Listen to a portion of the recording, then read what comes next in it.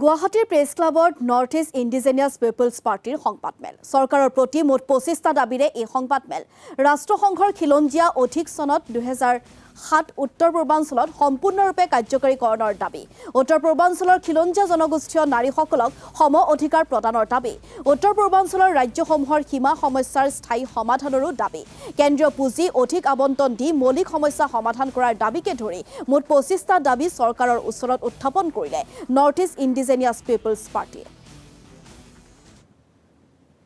আমি ভাবিছোঁ যে সকলোকে বিশেষ মানে তথ্য ভিত্তিত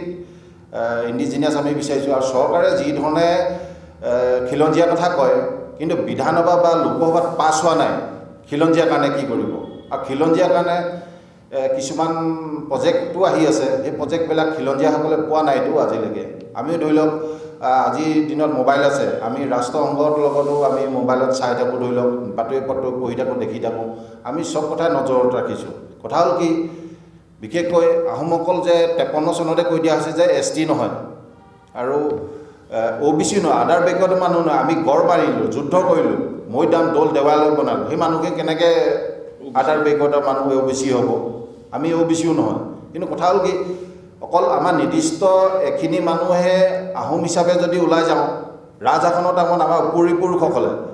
বিভিন্ন জাতি জনগোষ্ঠীক সামৰি পিনি বৰখন সৃষ্টি কৰিছিলে তেনেস্থলত সেই মানুহখিনি কি হ'ব কিন্তু আমি ইয়াত ব্ৰিটিছৰ শাসনতো প্ৰবচন কৰিছে তেওঁলোকৰ কথা কোৱা নাই ১৮২৬ চনৰ আগত যিসকল ৰাইজ আছিলে এই সকলো ৰাইজৰ কাৰণে আমি দাবিছোঁ যে ভাৰত চৰকাৰে নতুন আইন প্ৰণয়ন কৰক আহোমসকলৰ কাৰণে যাতে সকলো খিলঞ্জীয়া সুৰক্ষিত হয় তাক